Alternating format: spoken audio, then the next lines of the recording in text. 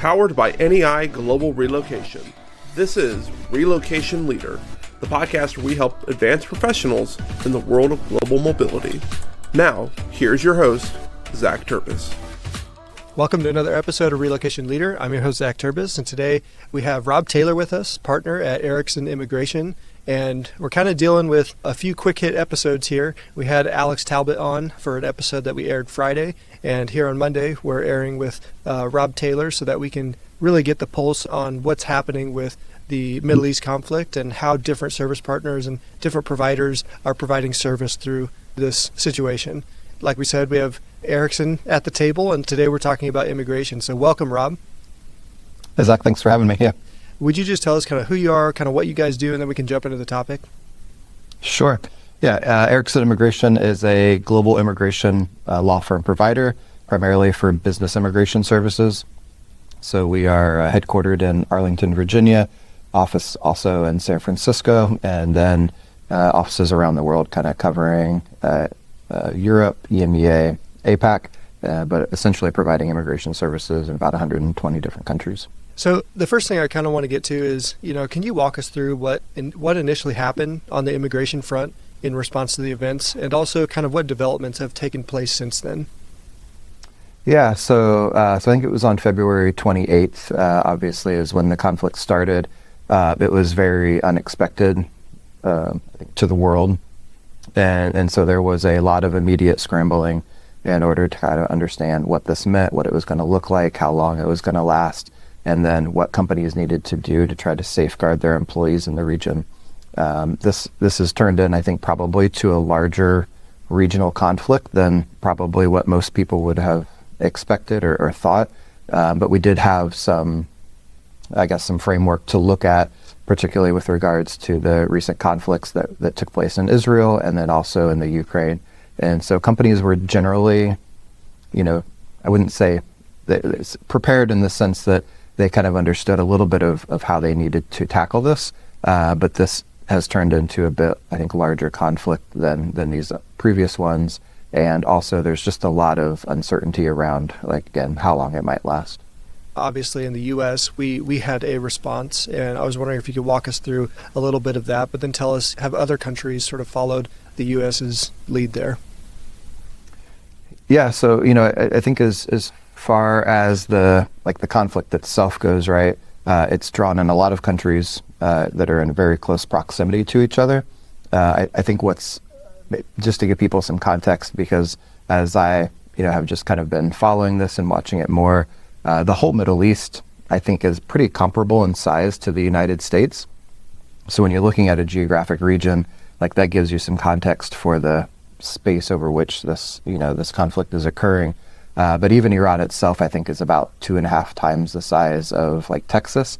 But if you take a country like the UAE, it's the size of Maine. So you have this very compressed space where lots of things are happening on a daily basis that really can't be predicted. So we're seeing one country be attacked one day, another country be attacked the next day, and then for the U.S. is unique in that we're separated from the conflict geographically, but we're the instigators of the conflict regionally, and so we don't necessarily have as much concern for our citizens here in the United States, but we did have to address concerns regarding U.S. embassies, to a large extent, which have almost either closed or operating under very limited circumstances, almost completely across the region. So that in and of itself has caused some localized issues there. But then the local countries that are involved, they also have been shutting down services, shutting down airports, limiting flights. And so the region as a whole has kind of come to gridlock just with the uncertainty of what's going to happen on a day-to-day basis. Yeah. From a corporate perspective, what do we still not know? What are we trying to figure out? Yeah. So I think that most of the clients that we work with, again, because they have some framework from recent conflicts, I think they realized quickly they needed to identify their population, both local workers and foreign workers, and understand where those people are at, understand if there's an option to move them, understand if they want to be moved, right? And depending upon the industry, some people are more in harm's way than others. Some people are more easily able to be relocated than others. And so I think that was kind of like the starting point for the corporations, was really understanding who do we have, and then how do we start to move forward from here to understand what our options are. And working on behalf of those companies, what kind of challenges do you guys run up against when you're trying to help them move their employees out of these situations? So there's a lot of variables, but in particular, I think the two pieces that impact a lot of their consideration are, where can we move someone from an immigration perspective, and then where can we move someone from a tax perspective? So I'm not a tax expert. It's not allowed for me to comment on like tax related things, but what I can say is that for a lot of companies, moving someone and or having them work in a country where they don't have a presence can create some significant corporate tax liability. So a lot of the conversation is generally driven around, where do we have offices outside of the region where we could potentially send people to that would allow them to be safe, that would allow them to get there quickly, and that would work from a tax compliance perspective, both for the individual and the company. Yeah. And I'm curious if you have any thoughts on sort of the ripple effects. So, the event happens, there's conflict, we put all these things in motion. What does the company have to deal with after the fact, and how do they see this show up months and even years down the line? Yeah. So I think in the short term, it's just mobilizing quickly. And honestly, like companies, it's hard for companies to do that. Additionally, as we kind of talked about before, on a day-to-day basis, there's like something new and unexpected that's happening in the region. Airports are opened, airports are closed. Certain facilities are being targeted, certain facilities are not. Oftentimes, like an embassy might be like a safe place, or a military base might be a safe place. Those are probably the last places that you want to be right now, right? So that's really created a lot of uncertainty in the short term. I think for the long term, companies are just very aware that being in certain locations where there is potential conflict, even if it's not known when it might occur, just creates a higher level of risk for the organization, because shutting down a whole office is extremely disruptive, right? And depending upon what that office is responsible for, might be crippling for a company. So really, even looking beyond the conflict in the Middle East, companies have started looking at like Taiwan and saying, this is another potential place where a conflict could come up. Like how do we manage this? Like, is it worth it for us to have a presence in that region? Do we need to pull out of that region? And that conflict obviously would involve China. So what's our presence in China? How are we operating there? How do we mitigate risk, in the event that something like this should happen? I think I would say this is, for U.S. companies in particular, over the last year or two, there has been a pretty dramatic shift of moving operations out of China, and that's due largely to some recent Department of Justice requirements where certain U.S. data can't be processed through China, and where companies had historically used China as maybe like a data hub, that was taken, away as a possibility. So a lot of companies still wanting to stay in the APAC region maybe have reallocated those resources to Japan or Singapore or the Philippines. And so in that regard, I think companies are cautious with China for a lot of different reasons, and are kind of, they now have this conflict mindset, right, of where else might something like this arise that we need to account for, and can we get ahead of it? And it's really hard to get ahead of it, right? Like no one really expected what's happening in the Middle East to be happening in the Middle East right now. But at least having the framework in place, maybe having started the conversations, gives that company a little bit of a head start should something happen. And are there particular companies or types of companies that feel this first? I think it just depends upon the region where you're at and the type of work that's predominantly done there. So, I mean, the Middle East is a very heavy oil and gas region, right? And the challenges with that is that you have a lot of people on the ground, a lot of technicians, a lot of engineers who are specifically responsible for ensuring that those that those facilities run and are maintained, and it's not something that can be done remotely. And so for them, it really poses a really difficult challenge of safety, employee safety versus employee needs versus business needs. And we've even seen in recent days, like oil and gas sites being struck, right? And so, that in that region, that poses a particular challenge. Other companies in the region, maybe let's say based in Dubai, might be there for certain technology or business investment. Those jobs can probably be done remotely. You don't necessarily need a person in an office, and so there's a little bit more flexibility there. So a lot of it's really driven by the industry and what the business needs are. Yeah, that's great. It's not great, but the insight's good, Sure. So what happens when employees leave the country right now, and can they get back in?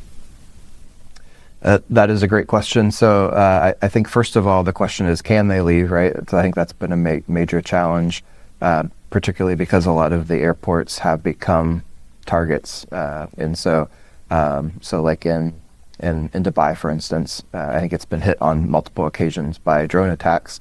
So some days it's operating, some days it's not.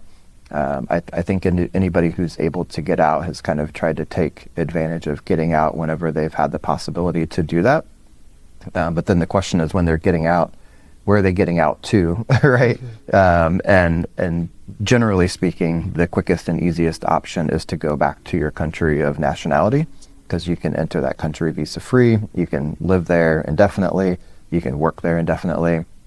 On the corporate side, like I mentioned before, sometimes there can be tax issues that have to be accounted for, that while short-term work might be possible, long-term work may not be possible. And so I think what companies are kind of looking at is like, where can we send people in the short term? Let's get that process in place. Let's get them to a safe place. And then while, it's been said maybe this is going to last a few weeks, but now it's looking like maybe a few months, but like, does this turn into like a few years? So in the short term, we can get somebody somewhere, but we probably need a longer term plan, even if we don't have to execute on it. And so again, that involves understanding like the employee's nationality, what their background is, what their role is, where the corporation or the company has entities that might be able to sponsor them for a visa in another country.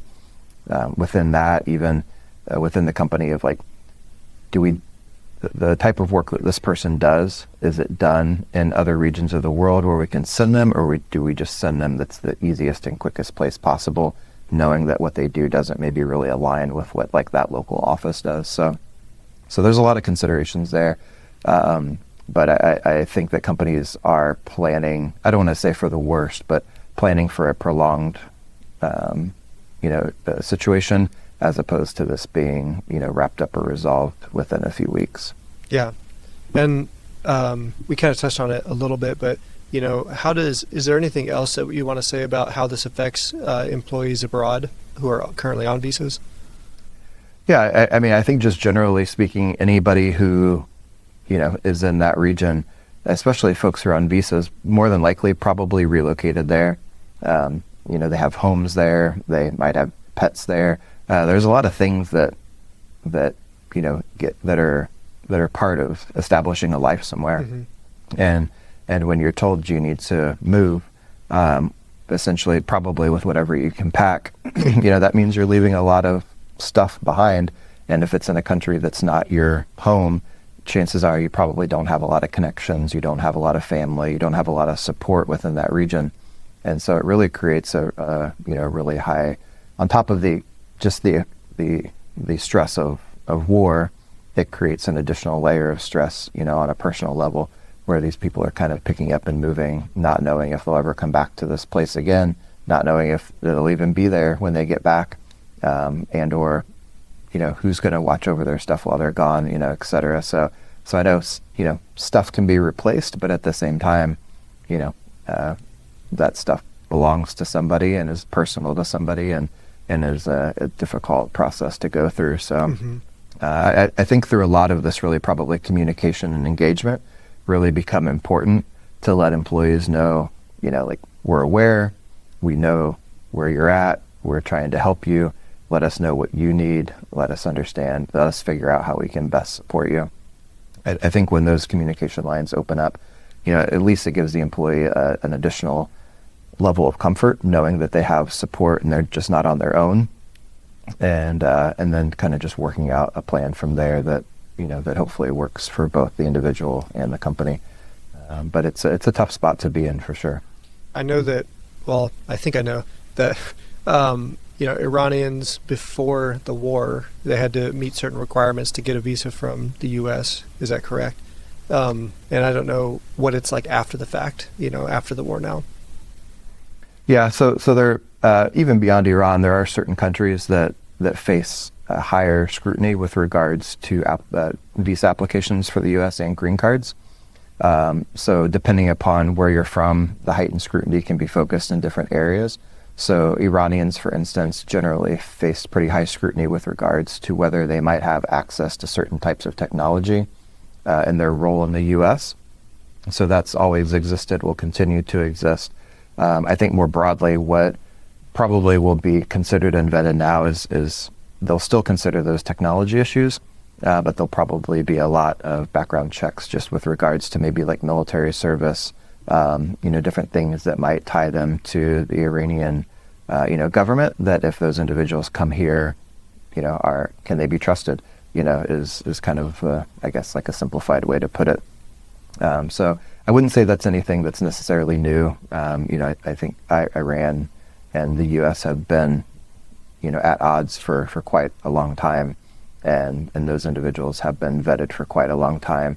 I think more broadly, probably if you're Iranian applying for a visa, you should expect to face significant delays, potential denials. For folks who are here in the U.S., we oftentimes are advising folks, like, whether they're Iranian or not, like, probably now is not a good time to leave the U.S. Because once you're outside of the U.S. and you're not a citizen or a permanent resident, the ability to get back in is completely at the discretion of the government, whether you have a valid visa or not. They can withhold people from entering the United States, just saying, like, they're concerned about, national security, for instance. Once a person is here, removing that person, if they have a valid visa, is much, much more difficult. And so traveling at this time, for a variety of reasons, but in part because of what's going on in the Middle East, is probably not very advisable right now. And again, sometimes that's easier said than done. There's personal things that come up and there's life that happens, and sometimes people need to travel. But in that case, it's definitely good to talk with your company, to talk with your lawyer, to make sure that you understand what the risk is, that you understand what your options are for getting back. You understand what your options are if you can't get back. Certain companies have, remote work policies where they can allow a person to maybe work 10, 20, 30, business days and then have to stop working. So there can be a lot of considerations there. But yeah, probably being informed and being aware is the best thing that folks can do at this time. Is there anything that we haven't covered that you feel like is pertinent to, companies? What is there anything that they should know about the situation that you feel like we haven't talked about yet? I think we've covered a lot. This is a ongoing, constantly changing and evolving situation. I think companies know at this point identifying, their people is really the most important thing. And then probably second, communicating with them is the next most important. And then figuring out a plan, and I would say there's no company that we have dealt with that has said, these folks are on their own. There's nothing that we can do for them. We're just going to wait it out and see. Like every company, is engaged. Part of their, fiduciary responsibility of duty of care is to take care of their employees, right? And whether they had that fiduciary duty or not, I think people want to help people and take care of people and ensure that they're safe. And so the answers aren't always simple. The answers aren't always easy.